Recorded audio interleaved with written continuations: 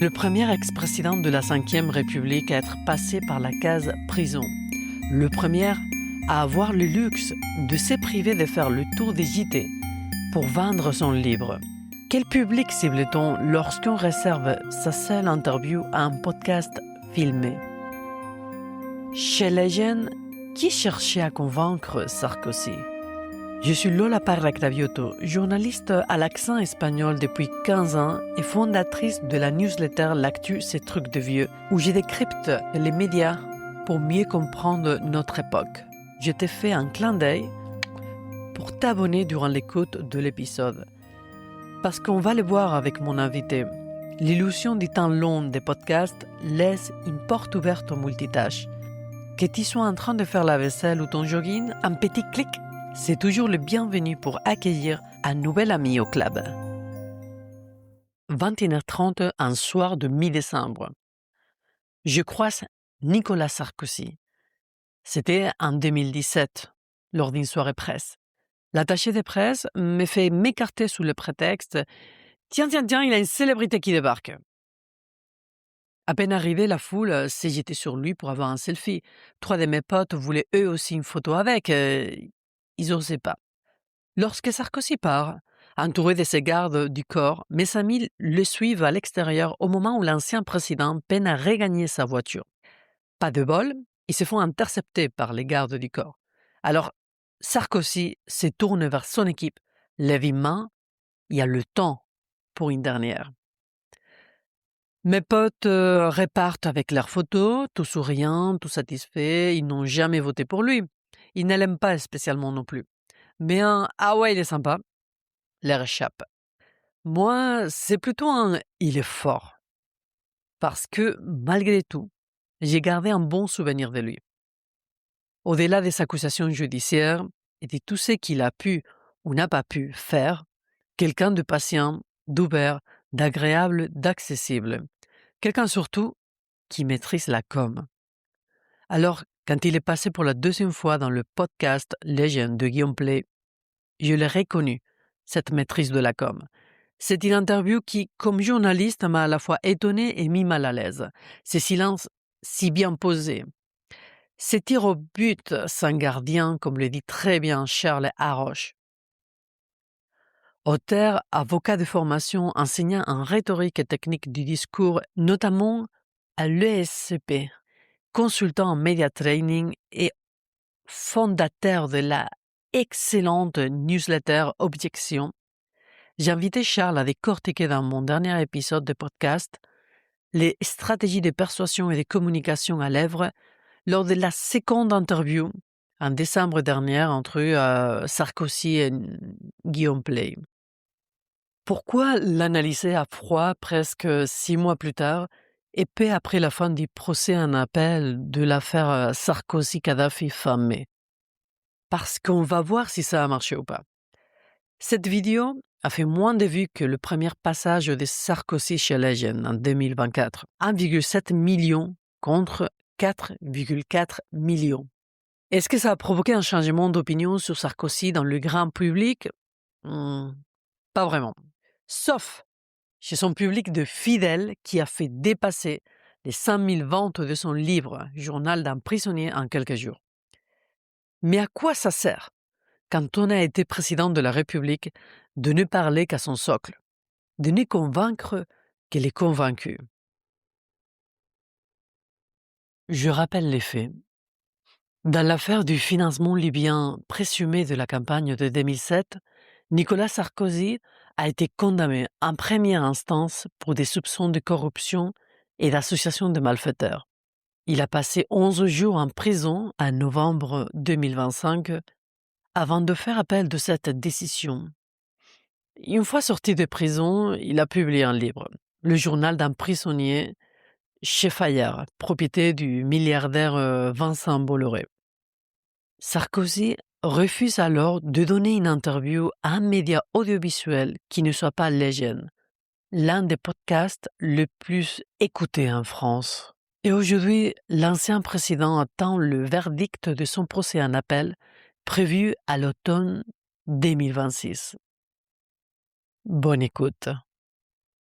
Sarkozy avait poussé le professionnalisme dans la maîtrise des caméras à un niveau qui, je trouve, n'a plus été égalé depuis.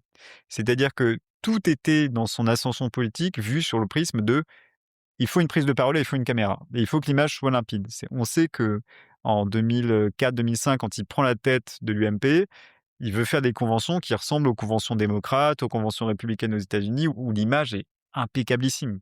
Alors on sait que d'ailleurs ça coûte de l'argent parce que ça a fait l'objet aussi du procès Big Balion, hein, mais même l'organisation de ces meetings de campagne, de ces meetings géants en 2012, montrait un professionnalisme extraordinaire. Et tous ces déplacements, dans les années 2000, n'étaient vécus que sous le prisme de si je vais dans un commissariat, c'est pour qu'à un moment donné, une caméra me chope en train de dire le message essentiel, parce que je sais que c'est ce message qui sera retenu aux 20h. Et d'ailleurs, ce qui est drôle dans l'interview, c'est que sa construction d'un point de vue oratoire de ses phrases sont toujours faites sous la forme de phrases d'opposition binaire, assez simples, qui marche très bien dans l'oreille. C'est-à-dire que, je prends un exemple, c'est l'une de ses phrases clés dans les années 2000, c'est de dire: «À force, d'expliquer l'inexplicable, on finit par excuser l'inexcusable». Donc ça, c'est en plus formule de sonorité, ce qu'on appelle une homéotéleute, on répète des syllabes et cetera. Là, il en fait plein, c'est-à-dire, c'est pas parce qu'on a du courage qu'on devient courageux. Typiquement, je reprends l'exemple de tout à l'heure, il y a vérité et vérité au pluriel et en fait, on pourrait faire la liste, mais si on réécoute, ça vient extrêmement souvent dans le discours. C'est l'opposition binaire où, en général, à la fin, il y a toujours les gentils et les méchants. Typiquement, sur les journalistes, alors celle-là, elle était très drôle, elle est sympa parce qu'elle est pour vous, c'est gratuit.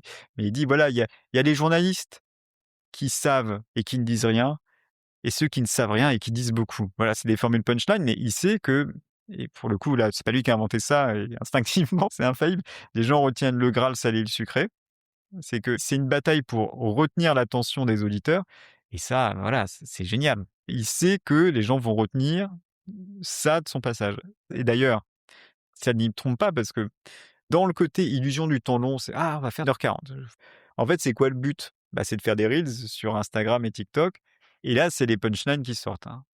Donc vraiment, d'un point de vue oratoire, le truc est impeccable, et en fait, c'est comme s'il avait compris, d'un point de vue assez malin, que si je fais 1h50 d'émission, c'est en sachant déjà qu'est-ce qui va être extrait pour être diffusé sur les réseaux sociaux. Il y a plein de gens qui m'ont parlé de cette émission sans l'avoir vue. Il y a 1,5 million qui ont fait la démarche sur YouTube, mais il faudrait additionner, si on était tout à fait honnête, les gens qui ont vu sur TikTok, des gens qui ont vu sur Instagram. Et là, je pense qu'on est déjà à beaucoup plus. Tu m'avais parlé aussi de pas seulement analyser la rhétorique et la persuasion de Nicolas Sarkozy, mais également de Guillaume Pley en tant que journaliste. Mais bon, je te rappelle, il n'est pas journaliste, il est plutôt animateur radio à la base. C'est toute la beauté, en fait, de cette vidéo. Elle est fascinante parce qu'elle dit beaucoup de choses de l'époque. Et effectivement, c'est pas un journaliste qui fait l'interview. Et tout le début de l'interview, enfin tout le début de l'entrevue, consiste à dire pourquoi j'ai décidé de ne pas passer chez les journalistes et j'ai réservé mon exclusivité à un ancien animateur radio, bon, c'est très estimable, hein, qui a fait des émissions de radio libre, etc., pour avoir un format très très long. Et ça dit beaucoup de choses de l'époque. Ça dit beaucoup de choses aussi des tournants en matière de communication.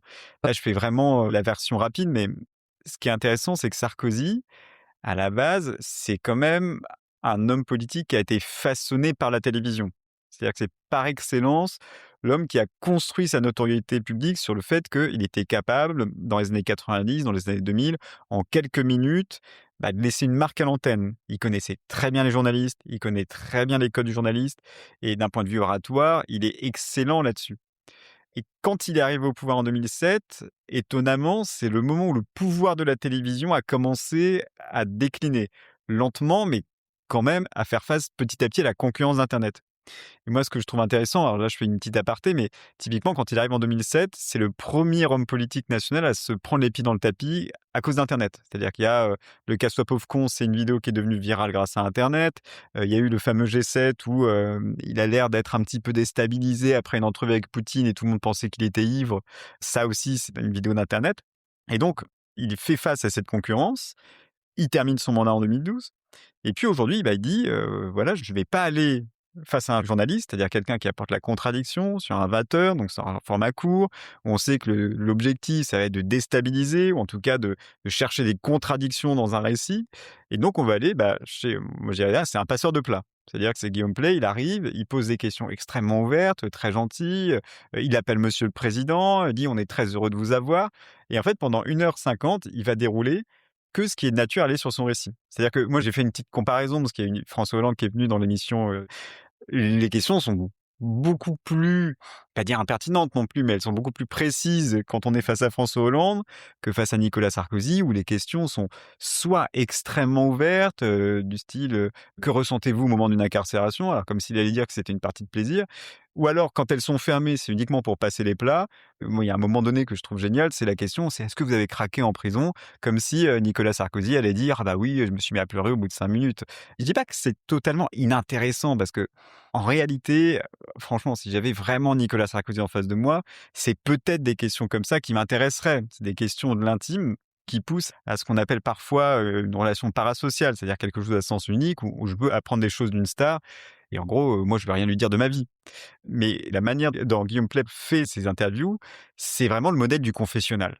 C'est vraiment alors c'est le limite héritage de la télé-réalité et puis, de la mode des podcasts, ça j'y reviendrai un petit peu tout à l'heure sur ce que les formats longs apportent. C'est vraiment l'idée de: je laisse mon interviewé, c'est même pire qu'à l'entraînement, hein, c'est il y a pas d'opposition, je te laisse dérouler, j'essaye pas de contredire ton récit, donc si tu as envie de dire que tu es victime d'une injustice terrible, vas-y, moi ça me plaît et puis je rirai très fort à toutes tes blagues. Ce qui est aussi l'aspect, très drôle de l'interview. Est-ce que tu peux faire une comparaison entre l'interview de Sarkozy et François Hollande? Quelques questions où il est allé chercher un peu plus François Hollande, et c'est pas le cas de Sarkozy. Alors quand il y a la vidéo sur François Hollande, on l'interroge sur des questions intimes, comme chez Sarkozy, il y a quand même quelques points de ressemblance sur, voilà, comment ça s'est passé, votre service militaire, quelles étaient vos relations avec votre famille. Et puis ensuite, on bascule dans des questions qui sont ouvertes, qui sont pas non plus extrêmement violentes, mais qui sont de l'ordre du politique. C'est-à-dire qu'on lui dit, qu'est-ce que ça fait la gestion des attentats? Quel regard vous avez sur Emmanuel Macron? Comment vous avez vécu les attentats? Et cetera. Donc c'est des vraies questions qui sont, vagues, pas non plus d'une contradiction manifeste, mais qui portent sur l'homme politique. C'est que sur Nicolas Sarkozy, que ça soit dans sa première vidéo ou la deuxième, alors là, on va lui demander, qu'est-ce qui a été le plus dur en tant que président? Pouvez-vous nous raconter, le moment de la prise d'otage de Neuilly? Donc c'est-à-dire le moment où l'héros magnifié arrive et négocie directement avec le preneur d'otages, le moment où vous avez dû annoncer à des victimes d'un accident d'avion, comment ça s'est passé et cetera. Ou alors le rapport à la foi. Ça, c'est on est vraiment des questions sur la vie, l'intime, le parcours du héros de Sarkozy, en gros. Alors après, si on était un peu, l'avocat du diable, seul truc qu'on pourrait se dire, c'est que d'un côté, on a un homme politique, Hollande, qui est encore un pied dans le système, parce qu'il est député, il désespère peut-être pas d'être un jour à nouveau candidat, tandis que Sarkozy, il est officiellement sorti. D'ailleurs, il a tellement, annoncé sa retraite qu'il l'a annoncé 2 fois, c'est-à-dire qu'il est considéré comme, en gros, un retraité et la figure, en tout cas le rôle qu'il essaie de se créer, c'est le rôle du sage, quoi. Est-ce qu'avec François Hollande, il rigolait? Je suis tellement persuadé que c'est normal que l'on m'aime. Oui, alors il y a toujours cet aspect confessionnal où il faut rire quand il y a quelque chose de drôle, mais on rigole des moqueries, quand il lance des piques sur Macron et que donc tout le monde rigole et cetera. Alors là, c'est probablement plus quand même avec Sarkozy. C'est-à-dire qu'il y a des moments pas inintéressants quand même, des petites vacheries, lancées sur Ségolène Royal. Alors là, évidemment, on rigole très fort dans son micro, c'est intéressant parce que on est à ce moment, notamment vers la fin de l'interview, où c'est la conversation entre amis, il y a plus aucune velléité de recherche, d'une micro-contradiction. Il y a un moment, et comme il y en a qu'un seul, il m'a vraiment marqué. Il y a un moment, où on essaye un petit peu de chercher des poux à Nicolas Sarkozy. C'est le moment où Guillaume Pley parle de l'interview précédente et dit: «Ah bah tiens, monsieur le président», parce que je l'appelle tout le temps monsieur le président dans l'interview, «Monsieur le président, c'est étonnant parce que, vous dites que vous ne fumez pas et que vous ne buvez pas, mais des internautes ont trouvé après la première vidéo, des photos où vous étiez en train de fumer et de boire». Et réponse de Sarkozy: «J'ai jamais bu une goutte d'alcool de ma vie, ça s'arrête là». Bon, c'est très louable, c'est pas quelqu'un qui doit être un buveur invétéré, mais bon, forcément quand il fait, salon de l'agriculture, il est obligé de boire et à la limite, on s'en fout un peu. Mais ce qui est intéressant, c'est qu'il y a aucun moment donné où on essaye un peu d'aller un peu plus loin. Est-ce qu'il y a pas, parce que tu as parlé du confessionnel, et est-ce qu'il y a pas quelque chose dans l'esthétique? Parce que je vois qu'il a les cheveux attachés, il a un col roulé, tout est un peu sombre. Mais je me demandais, est-ce que c'est pas presque l'image d'un prêtre? Là, j'avoue que sur les questions vestimentaires, je suis pas allé assez loin, mais c'est vrai que En tout cas, toute l'organisation, tout le déroulement est fait pour que ça ne ressemble pas à une interview télé. C'est-à-dire que tout est fait sur, voilà, 2 fauteuils, côte à côte, on voit pas les caméras, on a l'illusion de la conversation entre amis. Effectivement, l'idée, c'est de créer cette illusion de proximité parce que c'est fait dans la durée. Alors, c'est pas exclusif à Guillaume Pley, ça rappelle presque une confession intime. C'est l'émission de Karine Le Marchand où on a presque, le sentiment que la fille va être étendue sur un divan pendant que l'autre, se tortille les cheveux en disant: «Oh là là, c'est pas facile parfois, de vouloir être président». C'est-à-dire qu'il y a une figure un peu de prêtre. C'est le rôle, c'est: dis ce que tu as sur le cœur et puis, on va voir à quel point tu es humain. Ça, c'est vrai que ça joue un peu quand même dans le récit et tout est fait pour que ça se ressemble pas aux journalistes, quoi. Il n'est pas journaliste non plus. Là, je comprends. Ah. Hem, Il n'est pas journaliste, mais on a par ailleurs d'autres podcasteurs qui peuvent se sentir un peu journalistes. C'est-à-dire que même si on prend le cas américain où l'industrie du podcast est beaucoup plus développée, même quelqu'un comme Joe Rogan, donc vraiment, l'influenceur, ancien humoriste, vraiment, rentre dedans et cetera. Quand il a des invités comme, J.D. Vance ou Donald Trump et qui l'interviewent pendant 3-4 heures, ce qui, soit dit en passant, est quand même, une performance assez estimable de s'enquiller 3 heures et demie d'émission de Donald Trump, dit parfois ça lui arrive quand même de poser des questions un petit peu provocantes parce que lui, il pense incarner quelque chose de l'Amérique, donc il est capable de dire: «Mais enfin, est-ce que vraiment on devrait faire ci, on devrait faire ça?» Parfois, enfin, ça peut arriver des podcasteurs qui posent des questions qui dérangent. Là, vraiment, enfin, moi, je compare ça à une séance de tir au but où il y a pas de gardien dans les cages. C'est-à-dire que, je prends vraiment, un cas très précis, c'est la question: «Comment vous voyez l'appel?» Donc là, c'est la question la plus ouverte au monde et Sarkozy coupe en disant: «Mais je suis innocent». Et là, en gros, c'est le débat s'arrête là. C'est-à-dire qu'il y a même pas de volonté de chercher, ce qui pourrait ressembler à une question journalistique. Ou alors, on commence là par une question vague, c'est comment vous voyez les choses en appel et puis ensuite sur l'innocence, c'est de dire: «Mais est-ce qu'il y a pas un doute dans votre esprit sur le fait que vous pourriez être condamné? Parce que quand même, il y a des chefs d'accusation qui sont, plus établis que d'autres» et cetera et cetera. En fait, ce qui est intéressant dans l'aspect confessionnal et là, pour le coup, il faut dire que c'est pas dénué d'intérêt. C'est encore une fois, il pose des questions que je pense tout le monde aimerait poser à Nicolas Sarkozy, à quelqu'un qui sort de prison. Parce que c'est de l'ordre, de l'intime et cetera. Mais ce sont pas des questions qui font avancer l'idée d'une vérité ou l'idée de vérité. Alors ça, j'y reviendrai peut-être tout à l'heure, mais il y a tout un passage assez rigolo sur, qu'est-ce que Sarkozy définit comme étant la vérité? Ce qui en dit long aussi sur l'exercice, dialectique qu'on a parfois avec les journalistes. Donc en gros, l'idée, c'est: «Je te laisse, dérouler, sans difficulté et puis, voilà». Est-ce qu'il fait pareil avec d'autres personnes? Avec d'autres invités, on peut avoir des cas radicalement différents. C'est-à-dire que face à d'autres hommes politiques, alors je vous avoue que j'ai pas vu toutes les vidéos, mais face à François Hollande, il peut parfois relancer effectivement. Il y a la vidéo avec Dieudonné où là, c'est vraiment le côté confession, c'est, on dit que vous êtes et en gros l'autre dit non et ensuite, ça s'arrête là. Donc il y a vraiment, cet aspect effectivement intéressant, c'est clé en main. C'est à la fois la promesse qui est confortable pour l'invité, qui peut même être confortable pour un public qui est déjà acquis à la cause de l'invité, c'est: je sais qu'on va pas l'emmerder. Mmh. C'est: je pose des questions, je peux déployer mon point de vue, mais ce qui est pas dérangeant dans l'absolu, parce que pour le coup, c'est l'ancien avocat qui parle, mais quand on est avocat et qu'on est au tribunal, on est content de pas être interrompu quand on plaide. C'est-à-dire que si on a décidé de plaider 25 minutes ou 1 heure ou 3 heures pour son client, on est content que le procureur ne vous interrompe pas toutes les 30 secondes en disant: «Ouais, mais attendez, quand vous dites ça, c'est pas tout à fait vrai». Mais c'est plus le même exercice.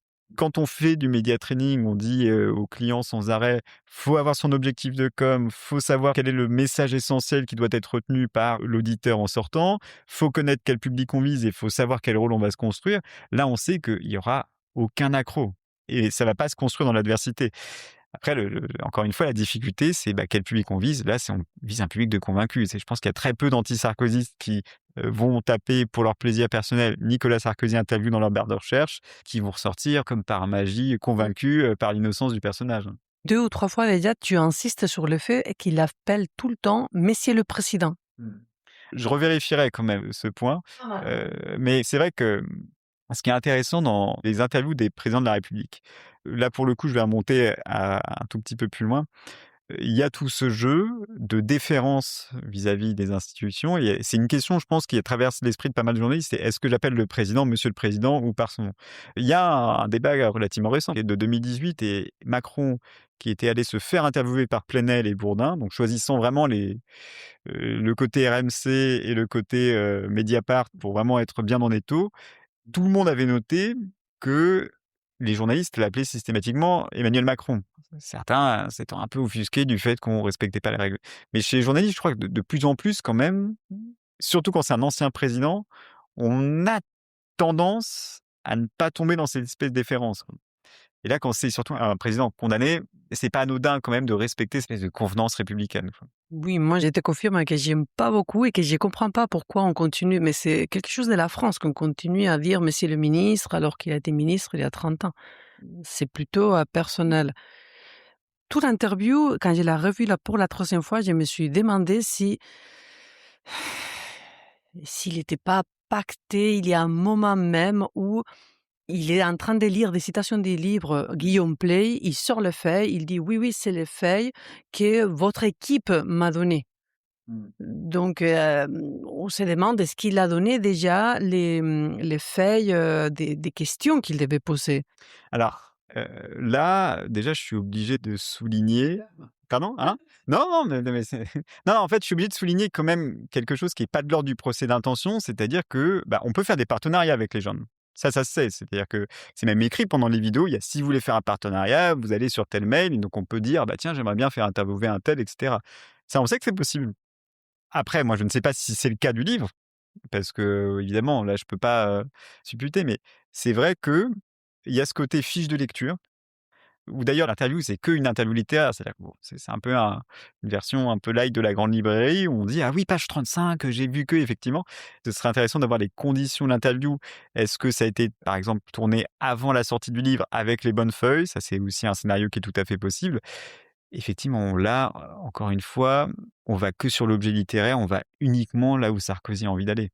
En fait, ce qui est intéressant, parce que pour sortir un peu du côté, Guillaume Pley, c'est vraiment la rencontre de 2 communications, c'est la plus ancienne possible et la plus récente possible. C'est-à-dire que le livre politique, Sarkozy, il a fait beaucoup de livres politiques dans sa carrière, notamment il avait fait une biographie de Georges Mandel dans les années 90, ce qui était toujours à l'époque, le côté, voilà, je m'associe à un personnage, de la République, voilà. Il fait le livre politique et d'habitude, en fait, ce qui est drôle, c'est que dans les années 2000, on faisait des livres politiques qui se vendaient pas, mais uniquement pour avoir le droit de passer à la télé. C'est pour faire, «On n'est pas couché», «Tout le monde en parle», aller sur le grand journal de Canal+ et cetera. Ça se fait encore, hein. Ça se fait encore, mais on sait que ça se vend pas du tout. C'est-à-dire qu'il y a des livres qui font 150 ventes, moi, je suis toujours content quand je vois les ventes, d'hommes politiques. Je me dis: «Ah ouais, j'en ai vendu, 15 fois plus ou 20 fois plus», donc ça fait toujours plaisir à l'ego. C'est l'un des rares trucs, qui fait plaisir à l'ego là-dedans. Maintenant, alors lui, il sait que ses livres vont se vendre, parce qu'il a un lectorat, mais phénoménal et il se paye le luxe de pas aller à la télé. C'est vraiment le côté extraordinaire du truc. Là, c'est vraiment tout a été fait, je pense, dans ce plan de com. À la limite, c'est de l'exclusivité d'un moment numérique et c'est vraiment je ne vais aller que avec la personne, le présentateur qui va le moins m'emmerder possible pour viser uniquement le public que je veux convaincre et qui est en gros, qui est le public qui est déjà convaincu. C'est-à-dire que je pense qu'encore une fois, alors sauf vraiment en grosse surprise, si vraiment on devait chercher les données, je pense que la plupart des gens qui ont vu la vidéo sont plus ou moins déjà, sarkozystes de base, quoi. Et alors et pourquoi il l'a fait? S'il avait déjà son public, qui allait acheter son livre, qui était convaincu? Alors, bah, ça, c'est les questions traditionnelles du média training. C'est-à-dire que c'est l'objectif, le public, le rôle. J'ai le public, mon message c'est: «Je suis innocent, je suis victime d'une terrible injustice» et le rôle, c'est ça où quelque part, j'ai presque envie de dire que la ficelle elle est belle tellement elle est grosse, quoi. C'est-à-dire que c'est la construction d'un rôle, c'est-à-dire que voilà, c'est les théories éternelles de Jacques Pilan, on a, les hommes politiques doivent se construire un rôle, il y a,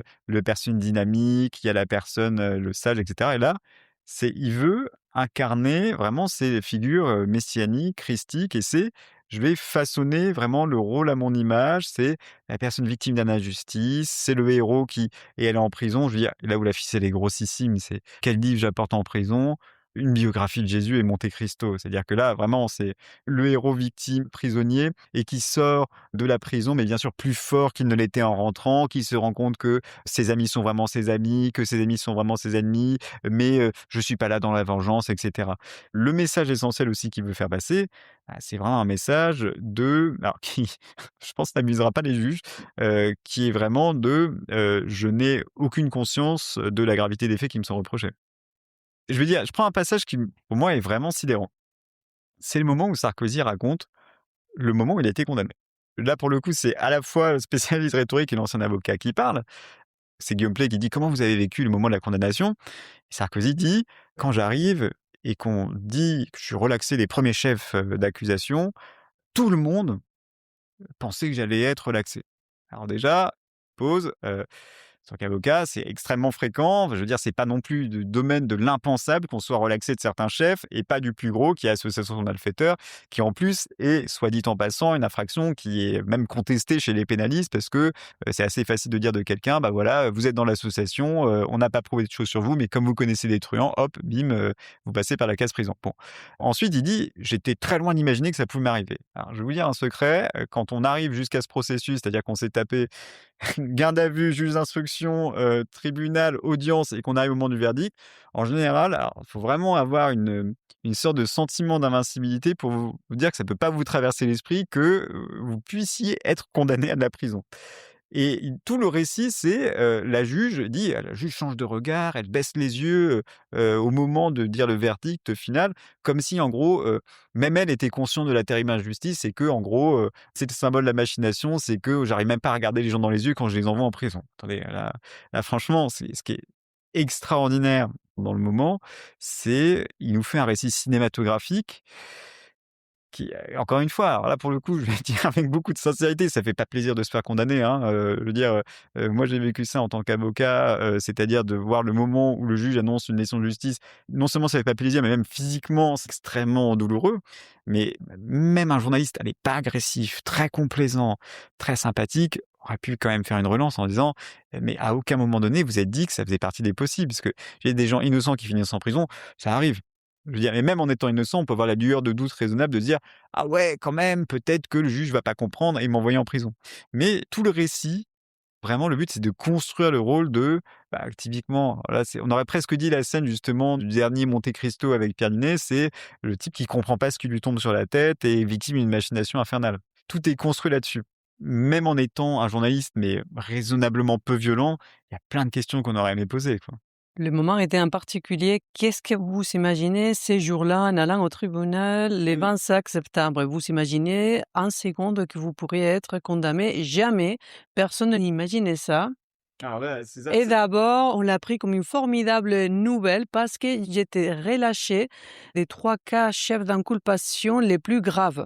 oui, et ça, c'est génial. Alors, ce Et que qui le tribunal a dit: «Le document de Mediapart est probablement un faux». C'est à ce moment, le seul moment où Guillaume Pley le relance un peu pour moi, qu'il ait dit: «Est-ce que le tribunal a dit: "C'est un faux ou probablement un faux"?» Et la réponse de Sarkozy, ça a été, bon, quand il dit: «Probablement», mais c'est quand même une relance de passage de plat. C'est-à-dire que, en fait, c'est comme aux États-Unis, il y a 2 moments. C'est-à-dire que quand il y a l'audition des témoins, vous faites venir un témoin, par exemple, moi je suis avocat, j'engage une procédure, je vais faire venir des témoins qui m'arrangent, genre un expert qui va aller dans le sens de moi.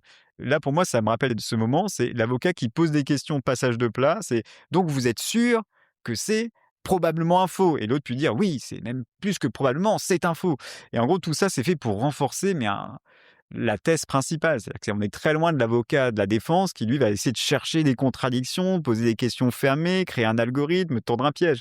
Mais ce moment, il est génial parce que là, il y a notre passage qui me saute aux yeux, c'est des moments de généralisation abusive, c'est tout le monde se disait que. Mais ah non, en vrai, c'est pas vrai. Déjà, je pense que ne serait-ce que les journalistes de Mediapart devaient se dire: «Ouais, ça veut pas dire que c'est gagné quand même». Enfin, il y a plein de gens, je veux dire, soit c'est un aveuglement total, une sorte d'un sentiment d'invincibilité, ce qui, soit dit en passant, est quand même utile en politique, hein, c'est pas la question. Là, il y a un côté, prestidigitateur de la prise de parole, mais qui est toujours magnifique. Franchement, d'un point de vue oratoire, c'est incroyable. Encore une fois, c'est tellement gros que, on se demande comment ça fait encore pour passer parfois. Guillaume Play, il rappelait à un moment. Vous dites la salle a poussé un cri, page 100. Mais qui était ni un cri de soutien, ni un cri d'opposition, qui était un cri de stupéfaction. D'étonnement. Ah, je crois que le mot étonnement est faible. De stupéfaction. Alors là aussi, je vais encore utiliser carte ancien avocat, mais enfin quand on est dans un procès important, que ce soit procès d'assises ou procès fort enjeu politique, etc., c'est rare que l'annonce d'un délibéré se passe dans un silence complet. C'est-à-dire qu'il y a toujours un moment donné dans cette mise en scène quasi théâtrale de l'annonce du verdict, le moment où tout le monde est tendu et il souffle en disant ah ouais quand même. Enfin il y a un échange de il a quand même pas dit ça, il est quand même pas condamné à ça. Donc, ce que dit Sarkozy, si on regarde la scénographie habituelle d'un procès, ça n'a rien d'exceptionnel. S'il avait été relaxé, il y aurait eu de la stupéfaction aussi. Il y aurait le même truc de ah ouais, quand même, il s'en est sorti, le mec. Là, je suis obligé de passer par le fond. Mais quand Nicolas Sarkozy dit ça, mais c'est comme si on disait ah ouais, avant le dernier tir au but en finale de Coupe du Monde, les gens étaient tendus. Bah oui, c'est normal. Et le fait pour Guillaume Pley de servir le récit qui, en fait, tout le monde dans la salle était persuadé que Sarkozy ne pouvait être que blanchi à l'issue de la procédure et donc personne n'a compris l'issue du procès, bah c'est finalement servir la soupe là. C'est incroyable de voir qu'il n'y a pas de relance ici. Je veux dire, même un journaliste aurait pu chercher des contradictions simplement, parce que finalement, tout le récit de Sarkozy, l'idée de la machination, ou plutôt de l'acharnement, pour être un peu plus précis, de les juges ne m'aiment pas, ils ne m'ont jamais aimé, et en plus, pourquoi ils ne m'aiment pas, c'est parce que j'aime pas les méchants, bon voilà, aurait pu être contredit à l'image de, bah, c'est une question très simple, mais si vous avez été relaxé de certains chefs mais pas d'autres, c'est quand même la preuve que la justice est capable de dire quand il n'y a pas d'éléments constitués contre vous. Bah, c'est donc la preuve qu'il n'y a pas d'acharnement. Si vraiment il y avait acharnement, bah, moi je fais les choses jusqu'au bout, je vous condamne sur tout et puis je vous cartonne à la peine maximale. Donc je veux dire, il y a tout ça, il y a quand même des contradictions manifestes dans son discours, mais comme c'est pas un journaliste ou un journaliste même de, je veux dire, version light, bah, ça n'apparaît pas dans le discours. Il est juste après Guillaume Pley qui les demande. C'est la première fois qu'un président de la République est condamné à de la prison ferme. Vous allez donc parler aux journalistes, vous allez dire la haine n'a donc décidément aucune limite. S'ils veulent absolument que je dorme en prison, je dormirai en prison, mais la tête haute, je suis innocent. Ça vient tout seul. Là, ça vient du très fond de moi. Alors, là, vraiment, sur l'aspect rhétorique, c'est la phrase de Churchill, c'est un discours improvisé, a été répété 10 ou 15 fois. C'est-à-dire que Sarkozy, qui a quand même une très longue carrière, qui a été capable de réagir dans des situations très difficiles, de parler à l'Assemblée nationale, de parler dans des crises, de parler face à des chefs d'État, qu'il arrive à construire avec, je veux dire, une structure très simple de discours, avec une exhorte forte, quelques phrases bien senties, qu'il arrive à le faire en quelques minutes, je pense que j'ai pas de doute sur ses capacités oratoires. Encore une fois, qu'on l'aime ou on l'aime pas, je veux dire, ça serait complètement débile de dire qu'il est nul. Je veux dire qu'il est nul d'un point de vue conviction, persuasion. Ça a été un avocat, ça a été un homme politique, et donc il est capable de se dire, je sais quelle phrase va marquer, et je sais quelle phrase va rester aux 20 heures, je sais quelle phrase va faire mouche. C'est-à-dire que le côté, s'ils veulent que je dorme en prison, je vais dormir en prison. Voilà, c'est là où il commence peut-être même, dire au-delà du projet littéraire, la première entreprise de comment je vais faire pour sortir plus fort de cette histoire. Mais encore, c'est une question de passage de plat parce que c'est comme quand tu lui poses la question de est-ce que vous allez craquer? C'est est-ce que ça vous est venu en instant? Il n'allait pas dire ah ouais, ça fait depuis 3 semaines que j'avais préparé mon speech en cas de condamnation, alors que je viens de vous dire il y a même pas quelques minutes que je m'attendais pas une seconde d'être condamné. Là, c'est limite la personne qui reçoit un Oscar, à qui on dirait est-ce que vous avez préparé votre discours alors qu'il a sorti un papier. Je veux dire, tout ça n'a pas grand sens. Encore une fois, ce que fait Sarkozy à la sortie d'audience, pour le coup, point de vue oratoire, c'est bluffant. Est-ce que ça marche encore? Ça, c'est un autre débat, parce qu'il y a toujours un moment donné où l'orateur, à force de ressortir les mêmes ficelles, s'use un peu.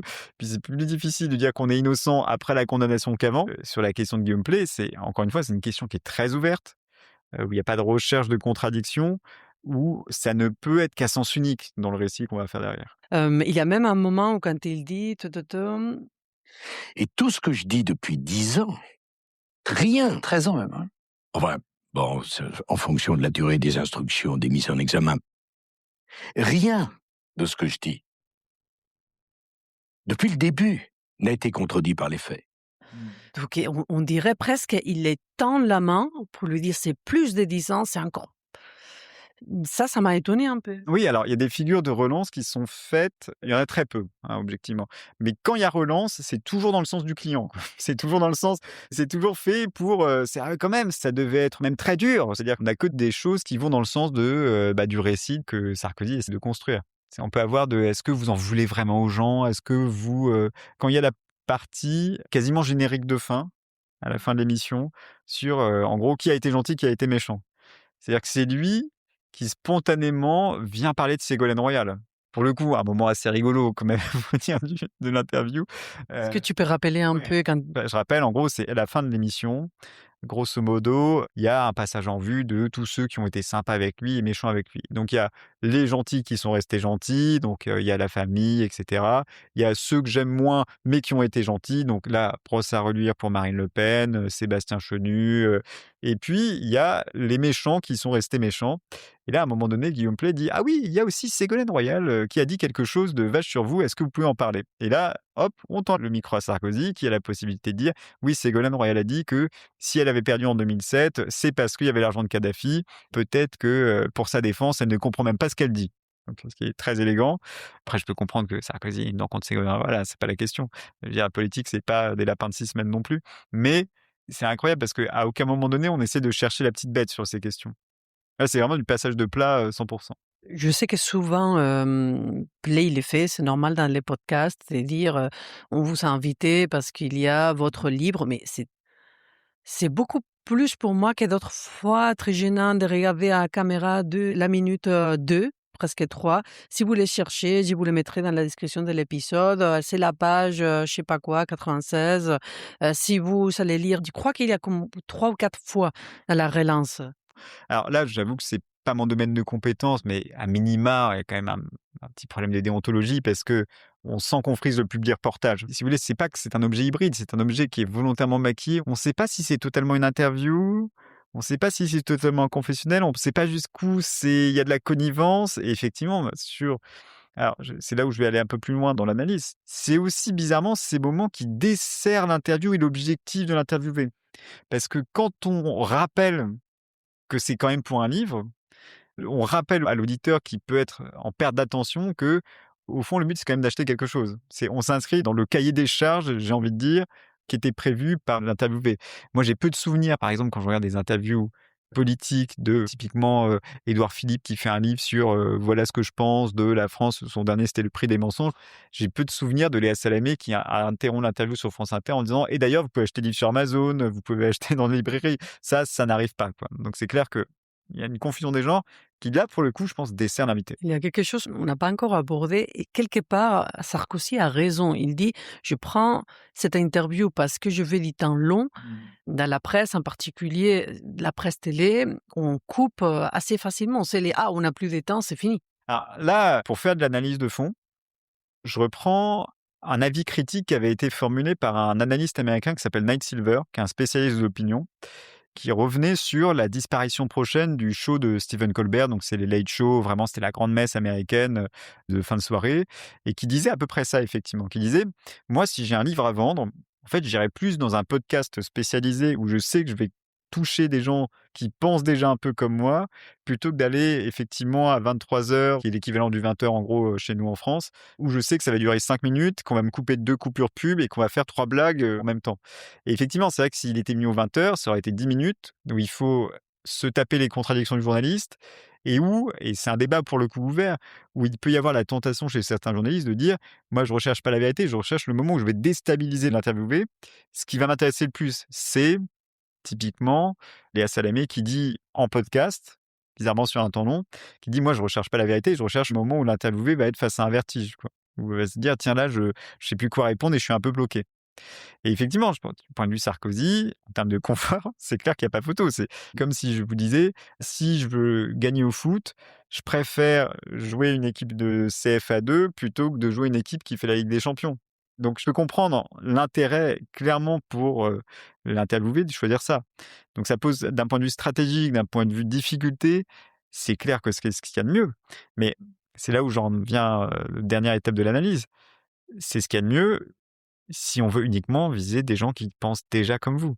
Parce que l'intérêt de faire un 20h, c'est quoi? C'est certes, c'est dur, c'est stressant, ça dure 10 minutes, Mais vous avez, même encore aujourd'hui, allez, peut-être plus 7 millions comme à la grande époque, mais 5 millions d'audience. Et vous savez qu'il y a des gens qui peut-être votent LFI, votent PS ou étaient d'anciens LR qui votent plus comme vous, qui sont abstentionnistes et qui vont se dire: «Là, pour le coup, il a raison». Ça, c'est d'un point de vue dialectique, c'est pas très noble de dire ça, mais on peut gagner face à un journaliste. Le but de tout le travail que je fais avec mes clients, c'est de leur dire: si vous partez du principe que le journaliste fait preuve d'animosité, bah, il faut se servir de l'animosité pour transmettre votre message. Comment on fait ça? Alors ça, c'est bon, Ah je oui. vais pas donner tous les secrets de fabrication, mais c'est-à-dire que et c'est d'ailleurs Sarkozy est bon là-dedans. C'est-à-dire qu'il y a des questions qui peuvent avoir des présupposés douteux. Vous dénoncez les présupposés pour tenter de rétablir et d'imposer votre vérité. Il y a un élément qui est quand même intéressant, c'est con parce que c'est le truc le plus intéressant de l'interview et ça n'a pas été creusé. Sarkozy dit: «Moi je considère qu'il y a pas une vérité, il y a des vérités». Oui. Alors c'est rigolo parce que c'est très marxiste-léniniste comme analyse, c'est de dire que la vérité absolue n'est que la somme des vérités relatives, que ça peut évoluer, que ce que je dis est vrai, ce que tu dis est vrai aussi, et cetera. Et donc l'idée, par exemple, quand on est face à un journaliste, c'est de dire l'autre vérité qui fait peut-être pas plaisir à entendre, mais qui reste tout à fait vraie. Typiquement, c'est dire: «Bah, je suis un justiciable comme un autre, même en tant qu'ancien président, je considère que quand on est relaxé tous ses chefs et qu'on n'a que ça, j'aurais pas dû aller en prison», et cetera. Surtout que là, pour le coup, je me moque parfois de l'interview, mais il y a des vrais sujets de discussion, hein, techniques, même, juridiques. Si vous regardez ce que disent les pénalistes, dont on peut pas présupposer qu'ils sont des grands admirateurs de Sarkozy, il y a un débat pour savoir si l'exécution provisoire, alors qu'un appel allait être interjeté et alors même que l'individu a quand même ce qu'on appelle des garanties de représentation, c'est on sait que s'il va pas s'enfuir du jour au lendemain et qu'il a été présent à toutes les étapes du procès, c'est vrai qu'il y avait un débat de se dire: «Est-ce que ça vaut le coup de le mettre en prison?» Et d'ailleurs, on peut se dire en un sens que le simple fait que le juge d'application des peines a dit au bout de 3 semaines: «C'est bon, ça suffit», voilà, c'est déjà preuve que c'était un peu sévère. Ça, il aurait pu dire tout ça. Le problème, c'est que, encore une fois, il faut se farcir un journaliste qui va vous chercher la contradiction. Donc, il faut dénoncer le discours, imposer le message malgré l'animosité de l'adversaire et avoir ce petit travail de se dire: «Quand je vais» alors typiquement, Léa Salamé à 20h, dans quel rôle elle va essayer de m'enfermer? Et qu'est-ce que j'essaie de dire en réplique? Je sais que l'intervieweuse va dire, soit il y a pas de fumée sans feu, soit qu'est-ce que vous répondez à telle accusation très grave ou mais quand même le juge a détecté ce que et vous devez démonter en disant: «Mais quand on a un procès, on apporte des preuves, on apporte ci», donc vous apportez votre message. Je prends une analogie très simple, c'est en gros, vous êtes dans la grande distribution actuellement, si vous passez dans un journal, qu'est-ce qu'on va vous dire? Le carburant est trop cher, faites un effort. Et vous, vous allez dire: «Oui, moi, je vais vous dire tout ce que je fais de bien, déjà pour le pouvoir d'achat, que, en gros, quand je vends du carburant, faut pas croire que je me goinfre, que c'est un produit d'appel, que je fais déjà beaucoup d'efforts». Vous imposez votre message malgré ce que dit l'adversaire. Et évidemment, ça sous-entend aussi un autre truc sur lequel Sarkozy est déjà, de base, très bon. Quand un journaliste vous pose une question, vous n'êtes pas obligé de répondre. C'est pas une garde à vue, hein. Et même en garde à vue, on a le droit de garder le silence. C'est-à-dire que, parfois, si vous considérez que la question est débile, tape à côté ou montre une insuffisance, bah, faut le dire. Ça peut arriver si vous avez un journaliste qui, vous pose une question sur le dossier, mais qui le maîtrise pas très bien, libre à vous de le cartonner en posant ce qu'on pourrait appeler une contre-question, à laquelle bien sûr vous connaissez la réponse et ensuite de dire: «Bah, vous voyez quand on arrive devant un ancien président, qu'on lui pose cette question et qu'on n'est pas capable de savoir que, 3 petits points et bah, là vous avez gagné l'interview». Après je termine là-dessus, c'est une bataille d'éthos. C'est-à-dire que le journaliste essaye d'affaiblir votre crédibilité. L'éthos, c'est la crédibilité en rhétorique. C'est vraiment, en gros, vous allez être cru déjà parce que vous êtes crédible. La question de la vérité, on peut pas savoir au fond si vous avez raison ou pas, ou si vous êtes innocent ou pas, parce qu'on n'est pas dans l'intimité du dossier. Mais on va se dire, nous, en tant que modeste, public, externe, est-ce qu'il a l'air d'avoir raison? Et en gros, si vous voulez vous en sortir, bah, le journaliste va essayer de montrer que vous êtes faillible, qu'il y a un moment où vous hésitez, vous avez pas l'air d'être très serein. Bah, vous pouvez aussi attaquer la crédibilité du journaliste, de dire: «Bah, voyez, vous me dites que je suis coupable, mais vous n'êtes pas capable de 3 petits points». Et là, on peut rétablir le rapport de force. C'est comme ça qu'on peut mener une interview, mais encore une fois, ça demande du travail, il faut être sûr de son coup et puis il y a quand même des jours où on n'est pas bon. Il faut le Mmh. dire, il y a des jours aussi où, bah, le journaliste, il est bien entraîné. Je veux dire, c'est comme un match de foot, c'est-à-dire qu'on peut arriver super en forme, il y a un plan de jeu qu'on n'avait pas prévu, finalement, on est plus fatigué qu'on ne le pensait et puis pouf et puis le truc tombe à l'eau. Donc là, c'est vraiment zéro risque, hein, ce qu'a fait Sarkozy. Quand je t'écoute, c'est pas il cherche pas à se défendre, à dire: «Je suis innocent». Il cherche, comme tu as dit, très bien, à forger son image. En fait, oui, alors il n'y a pas de démonstration d'innocence. C'est l'innocence, c'est le présupposé, c'est la pétition de principe. Je suis innocent, pourquoi? Parce que je suis innocent, parce que je le dis. Grosso modo, c'est un truc presque performatif. Il n'empêche que dans la vérité judiciaire, c'est un truc très particulier. C'est-à-dire qu'il faut quand même renverser une charge de la preuve, il faut quand même apporter des éléments, il faut convaincre un juge. On bascule dans autre chose que la présomption d'innocence. Là, on peut rentrer en voie de condamnation. C'est quand même quelque chose de très particulier. Mais là, tout cet effort, c'est pas un effort de conviction. C'est un fait. Et effectivement, le but, l'innocence, c'est le point de départ pour ensuite arriver sur un nouveau récit, c'est je suis la figure mythologique, très française, de l'injustement condamné. Donc c'est vraiment, il n'y a pas plus français que cette figure de mythe, Monte Cristo, prenez Dreyfus, là on peut remonter à très loin, c'est une figure du roi en exil, enfin, si je vais très loin, mais je pense qu'il y a des gens qui vont un peu s'étouffer en disant ça, c'est quand on regarde l'interview, c'est pas si différent de ce que Napoléon a fait avec le mémorial de Sainte-Hélène. C'est-à-dire que mémorial de Sainte-Hélène, c'est quoi? C'est il a perdu, il s'est fait éclater, on l'envoie à Sainte-Hélène et donc il prend Lascaz, il lui dit: «Fais-moi un mémorial à ma mesure». Il y a en gros, c'est un type qui est là pour dire: «Regardez comme l'empereur est génial, il a tout vu avant tout le monde, c'est un génie, il est super gentil, il est fidèle avec ses troupes» et on oublie le côté, bon, bah, quand même, il était autoritaire, il a envoyé des gens se faire tuer un petit peu partout dans le monde, tout ça, passe à la trappe pour créer une légende absolue. C'est le roi en exil. Je veux dire ça, c'est son Sainte-Hélène, ça a été 3 semaines à la santé, grosso modo.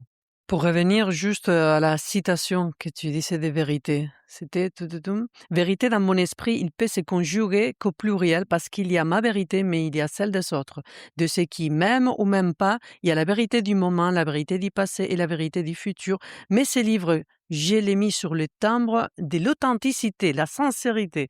Et comment être authentique et sincère si on commence par avoir peur de dire ce qu'il y est et parler des gens qui ont été les acteurs de lieu. C'est quand on play les demande s'il a masqué des noms ou pas. Oui, c'est évidemment, alors la question c'est: est-ce que vous avez menti dans votre livre? Comme si l'interviewé allait dire: «Oui, évidemment, j'ai tout inventé», ça allait être très crédible. Mais encore une fois, vraiment, cette déclaration d'intention sur, voilà, voici ma vérité, j'accepte que cette vérité soit relative et qu'elle est la vérité des autres, elle est très loin d'être inintéressante et infondée, encore une fois, dans l'écosystème médiatique. Parce que si je vais même un peu plus loin, en fait, Sarkozy, il a appartenu à une génération où le ticket d'entrée pour être connu sur la classe politique, c'était le 20h. Et quelque part, on pouvait dire, oui, bah, le 20h, c'est ce qui décide de ce qui est vrai et de ce qui ne l'est pas. Et maintenant, il y a une concurrence parce qu'il a la possibilité de dire: «Je vais me défendre par moi-même comme un grand garçon et dire voilà ce que je considère comme étant vrai».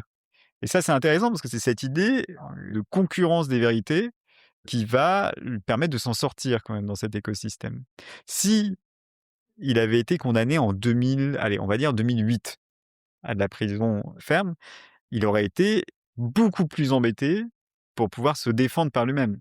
J'ai envie de dire, même si on peut deviser sur le fait qu'il y avait des chaînes de télévision qui étaient quand même assez sympathiques avec Nicolas Sarkozy déjà en 2008, aujourd'hui on sait que même s'il voulait passer à la télé, il pouvait passer sur CNews. On sait par exemple, d'ailleurs, les seuls journalistes qui félicitent, à part Jean-Michel Apathy pour une raison particulière, c'est il dit: «Ah, j'ai adoré l'édito de Pascal Praud, j'ai adoré l'édito de Pascal». Oui, sans doute, hein, forcément, on s'imagine bien que voilà, ça allait pas être d'une violence inouïe. À l'époque, ça aurait été plus difficile pour lui de rétablir ce qu'il estime être vrai. Et là, pour le coup, c'est un mini avertissement, même si ça arrive assez tardivement. On ne peut pas exclure qu'il soit sincère aussi dans son esprit quand il dit ça. C'est peut-être qu'il estime qu'il est innocent et d'ailleurs, peut-être même qu'il sera innocenté en appel, hein, je ne peux pas préjuger de l'avenir. Maintenant, l'offre numérique, l'offre d'information, bah, lui donne des moyens de dire: «Voilà ce que j'ai envie de dire, c'est ma vérité» et ça va toucher le public qui l'arrange et c'est très bien pour lui. Je pense que c'est pas dans tes compétences, mais il y a pas mal de gens qui pensent que les livres avaient été écrits en avance. Alors ça, vraiment, je peux pas préjuger. Je peux pas savoir ce qui est vrai, ce qui est faux, s'il a écrit avant, s'il a vraiment écrit en prison. Ça, évidemment, j'aurais beaucoup de mal à savoir. Mais il y a quand même des détails qui ont l'air vrais quand même sur tout ce qui est mobilité réduite, et cetera. Donc, bon, c'est pas impossible qu'il y ait aussi des assistants qui l'aidaient à écrire. Mais ça, c'est un point qu'on pourrait vérifier. C'est est-ce que Sarkozy, déjà dans le passé, écrivait ses livres ou a été rattrapé pour ça? J'ai pas le souvenir, j'ai pas l'impression. Donc ça, pour le coup, je saurais pas dire. Il y a juste un point, un micro détail qui m'a marqué, mais qui est vraiment très bête, hein. Il dit: «J'ai pu voir un match de Ligue des champions depuis la prison. Ça m'étonnerait que dans les prisons, il y ait des abonnements à Canal+». Et ça, je sais pas pourquoi, c'est quelque chose qui m'a sauté.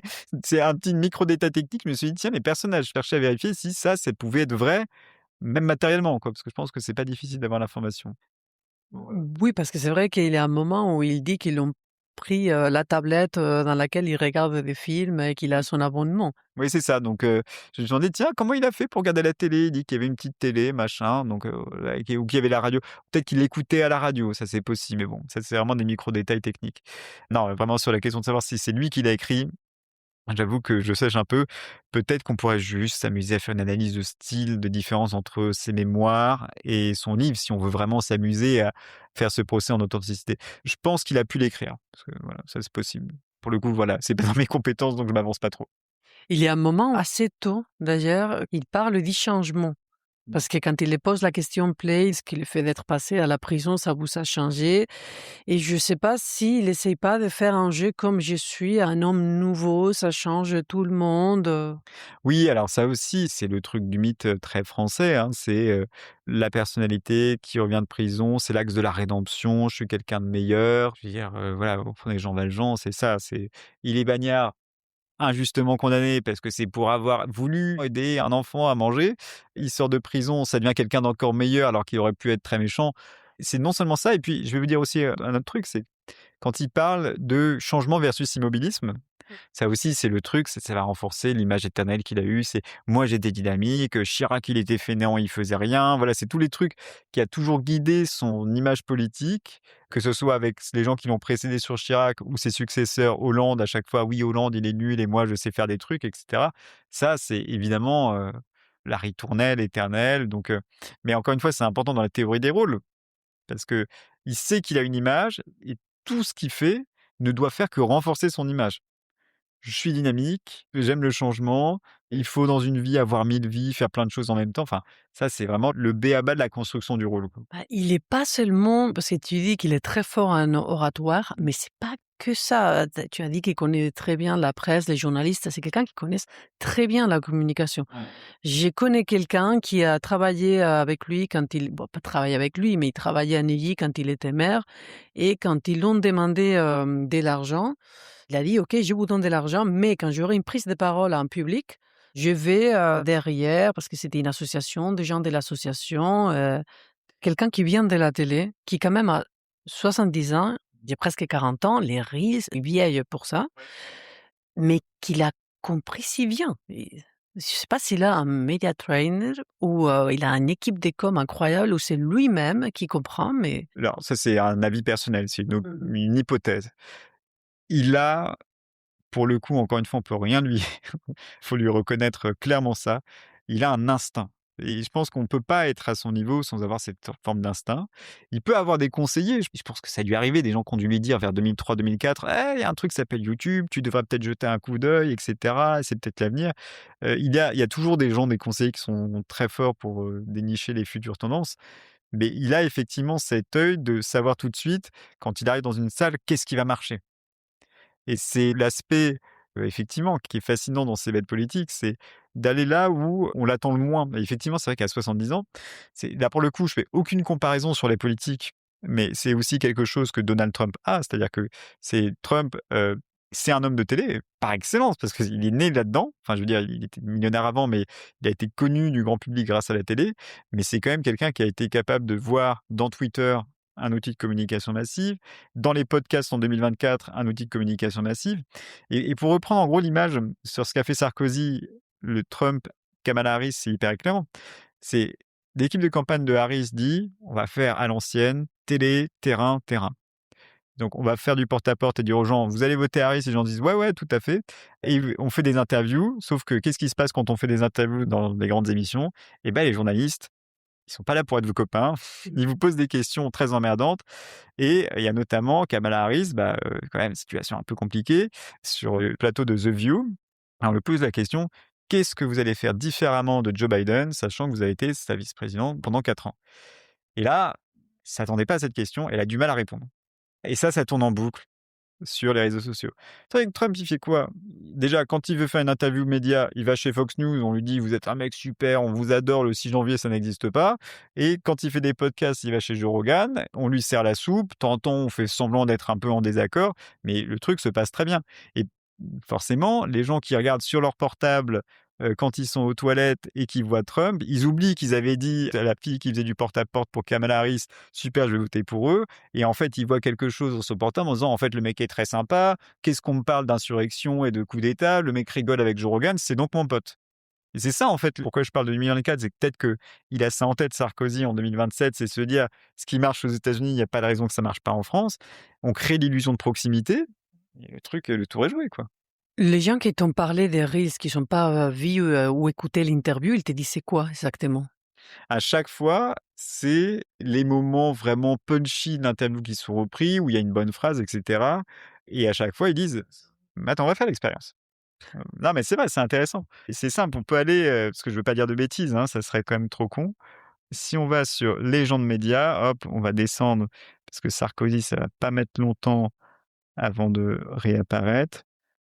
J'ai monté les escaliers pour la première Ah fois voilà. en 85, marche pour aller à la cellule. La question de comment je réagirais dans la cellule, je ne savais pas. Vous vous êtes senti faible à un moment donné ou pas du tout, justement? Je me suis senti faible et je me sens faible à chaque instant. Et c'est pour ça que je suis fort. Ah, ça typiquement, c'est opposition simple. Je me suis senti faible et c'est pour ça que je suis fort. Là, je veux dire, il y a pas plus, gras, salé, sucré pour un reels. C'est la phrase qu'on retient et je veux dire, c'est limite du développement personnel. C'est la leçon de vie que je vous apporte. C'est quelqu'un qui a été en prison qui vous dit: «Je me suis senti faible et c'est ça qui m'a rendu fort». Je veux dire, là, d'un point de vue oratoire, on peut pas faire mieux pour capter l'attention des gens en face. D'un point de vue fond, ça n'apporte pas grand-chose. C'est d'ailleurs souvent le propre de ces petites phrases. C'est-à-dire quand on y réfléchit 2 minutes, on se dit: «Mais attendez, ça veut dire quoi? En fait, c'est très gentil, mais ça vole pas très haut».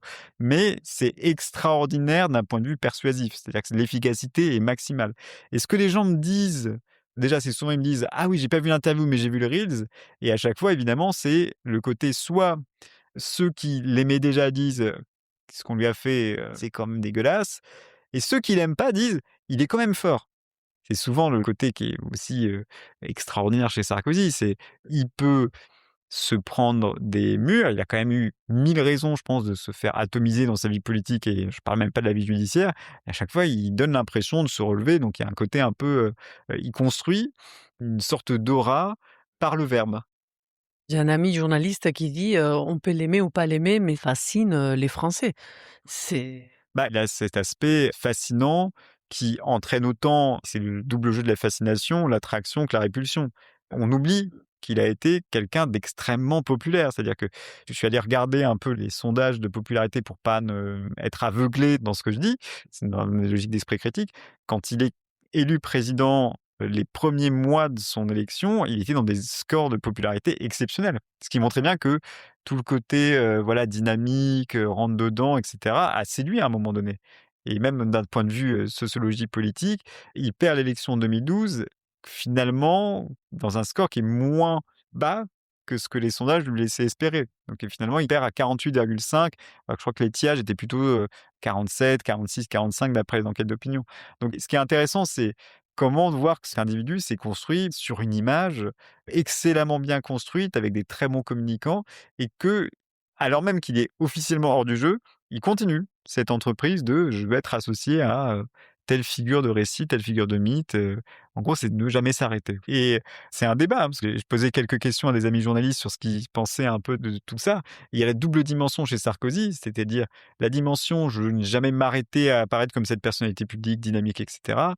Dans le privé, c'est un peu différent. C'est-à-dire que dans le privé, il cultive son réseau, il fait des conférences, il accepte d'être dans des conseils d'administration. Donc, on est très loin de ce que fait François Hollande ou même, il y a très longtemps, Valéry Giscard d'Estaing ou Jacques Chirac. Il n'a pas fait de fondation, sur des sujets précis. Il n'a pas, cherché à reconquérir le pouvoir. Enfin, pardon, si, il a réessayé en 2017, mais il a compris que c'était pas fait pour lui.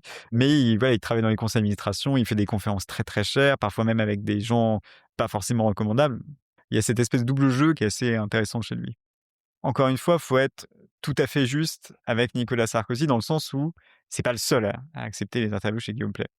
La spécificité de cette interview-là, c'est qu'elle s'inscrit vraiment dans un plan de communication sur la sortie du livre et sur vraiment comment je vais contrôler l'agenda de A à Z sur je suis pas condamné, je suis innocent. C'est vraiment, je suis pas coupable, je suis victime d'une machination. Ce qui est très différent de même sa première interview, où tout ce que François Hollande, Édouard Philippe, Darmanin, tous sont passés chez lui, hein, chez Guillaume Pley maintenant. Ils vont à la confession au sens propre du terme, en gros. Où parfois les questions étaient très ouvertes, etc. Et on est gentil, mais on pose des questions sur toute une carrière d'une manière générale.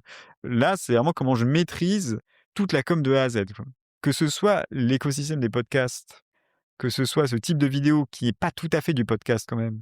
On voit cette frontière qui se brouille de plus en plus entre ce qui tient de l'information, c'est-à-dire la recherche de la contradiction, essayer de faire apparaître une vérité par la confrontation, à ce qui est du domaine de je me facilite le travail en choisissant là où je veux aller, je vais pas être stressé, on va me dérouler mon message et tout va être fait. C'est pour transformer en gros ce qui est censé être vraiment, encore une fois, une épreuve de vérité à vraiment une épreuve de ma vérité. C'est je déverse tout ce que j'ai envie de dire.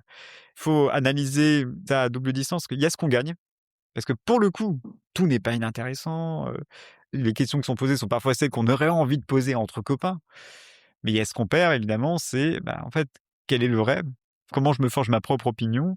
Il y a toute cette illusion du temps long qui, en fait, nous piège. C'est paradoxal, mais plus une interview est longue, plus on devrait se dire que ça se rapproche d'une forme de vérité. En fait, plus c'est long, plus on s'endort. Surtout que et ça, c'est le dernier point, qui joue dans ces questions de choix.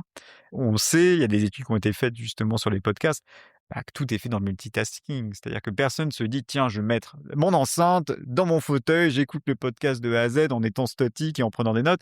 Ça n'arrive pas. On le fait en faisant un jogging, en conduisant sa voiture, quand on est à vélo, parfois même en train de screener un autre truc sur internet. Donc tout est fait pour que ce soit dans un milieu où on a le moins de concentration possible et en gros tout ce qu'on dit, devient parole d'évangile. Quand on regarde à 20h, on est concentré, on se dit: «Ça va durer 5 minutes». Pendant 5 minutes, j'essaie de déceler qui a raison. Est-ce que le journaliste, il est en train de le piler? Est-ce qu'au contraire, il se fait bouffer? Donc là, on n'a plus cet espace qui est un peu démocratique où, contre-intuitivement, c'est quand on a moins de temps possible qu'on va voir la vérité du moment. Là, pour le coup, je ne prétends pas avoir la réponse à cette question. En tout cas, j'ai pas envie de la donner. Est-ce qu'on y gagne totalement? Est-ce qu'on y perd? Ça, c'est un grand débat. C'était super intéressant. Juste quand il parle du gamin avant d'être incarcéré. Mmh. Alors, c'est oui et ça c'est vraiment dans le côté je donne les plats, à mon contradicteur. Je trouve que le passage vraiment hallucinant, c'est celui où on évoque le match que Sarkozy va avoir au Parc des Princes, juste avant, son incarcération. Où évidemment on peut que se poser la question de la collusion au bout d'un moment, c'est: «Alors, monsieur Sarkozy, vous étiez, Parc des Princes 2 jours avant, qu'est-ce qui s'est passé?» Et là, évidemment, le récit, le storytelling sur j'aide une fondation avec des enfants malades. Il y a tout le mécanisme de prosopopée où il se reprojette devant cet enfant malade en disant tu vas t'en sortir et dès que tu t'en sors, tu me téléphones, genre proximité absolue, on va voir le match ensemble. Encore une fois, tout ça est peut-être vrai. Tout ça est, pardon, très probablement vrai. Il est probablement sincère, je pense qu'il ne le fait pas avec l'arrière-pensée de dire: «Ah ouais, ça me sera mon joker si jamais je suis condamné». Ça, attendez, je ne crois pas une seconde. Mais c'est l'idée selon laquelle il y a toujours le récit parfait qui le rend inattaquable. C'est intéressant parce que c'est un pattern qu'on voit dans cette interview. Je sais pas si tu as remarqué, il parle à 3 reprises des enfants malades du cancer et à 2 reprises de la prise d'otage de Neuilly. De 93. C'est-à-dire que tous les trucs de mythologie de «Je suis un homme de courage absolu et d'une sincérité inattaquable». Au passage, avec Human Bomb, il a été quand même très courageux, hein, faut quand même, le dire. Il y a beaucoup de gens qui auraient dit: «Je vais envoyer le type du GIGN, il sait mieux parler que moi». C'est-à-dire que vraiment mais il y a tout ce truc, autour de «J'aime la famille, j'aime les enfants» et cetera qui est mis en avant et je veux dire, c'est pour ça qu'à aucun moment donné, je veux dire, un vrai journaliste, évidemment, au bout d'un moment donné, il a dit: «Mais pour revenir à l'affaire qui nous intéresse». C'est-à-dire que en fait, il nous balade au sens, mais presque noble du terme. Il nous fait rentrer dans sa vie. Évidemment, il met sous placard les trucs qui se sont mal passés. Il nous montre une image, mais vraiment, c'est l'homme bon par excellence qui a été pris dans une machination. Je vais prendre un exemple vraiment de construction presque de syllogisme parfait que Sarkozy refait à un moment donné, où il dit la chose suivante. Pourquoi les juges ne m'aiment pas? Il dit, c'est simple, c'est en 2000, il y a un tueur qui sort de prison, il devrait pas sortir, il tue quelqu'un. Jeudi, les juges devraient être responsables. C'est pour ça qu'il me tape dessus. Pareil, le mur des cons, quand il reparle de cet épisode, il dit « Sur le mur des cons, j'y suis, mais il y a aussi le père d'une victime d'un meurtre. Je suis donc jugé par des gens qui considèrent que ceux qui sont des parents de victimes de meurtre sont des cons. Est-ce que vous trouvez ça normal ?» Et là, je veux dire, normalement, un cerveau, allez, minimum attentif, un peu réveillé, qui a pris un tout petit peu de café, dit la ficelle est un peu grosse, mais là, évidemment, Guillaume Pley rigole dans son micro, hi hi hi, et on se dit, mais oui, quand même, cet homme, c'est absolument parfait comme raisonnement, quoi. Donc voilà. Mais encore une fois, ça, c'est le dernier petit avertissement que je donne. Je dis que c'est une interview, on passe les plats, etc. Ça n'empêche pas que oratoirement, c'est très fort. Il faut pas croire que c'est facile pour autant. C'est-à-dire que même quand on a non mais je veux dire, même quand on a, le journaliste qui, tend le micro, on se dit qu'il va pas avoir une opposition maximale, faut quand même le faire. Il y a des moments donnés où on se dit alors c'est pour ça que parfois je dis: «Les ficelles sont un peu trop grosses». Ça arrive de temps en temps qu'on se dit: «Non quand même, il va pas sortir cette carte là, c'est quand même trop». Mais ça reste quand même époustouflant et pour le meilleur et pour le pire, il y a peu d'hommes politiques qui arrivent à faire ça, quoi. Charles, merci beaucoup. Bah, merci à toi. En tout cas, j'étais ravi de répondre à ces questions sur cette vidéo. On a réussi peut-être à faire une interview, elle est presque aussi longue que l'interview originale. Donc voilà, c'est pas mal. Merci. Voilà, je te dis à bientôt, mais attends. Avant de partir, si ça t'a plu, abonne-toi au podcast et à la newsletter L'actu, c'est truc de vieux. Laisse un commentaire et mets 5 étoiles pour toi. Cette histoire d'une minute, pour moi, ça représente beaucoup. Je suis Lola Parra Cravioto. Hasta pronto pour une nouvelle dose d'actu.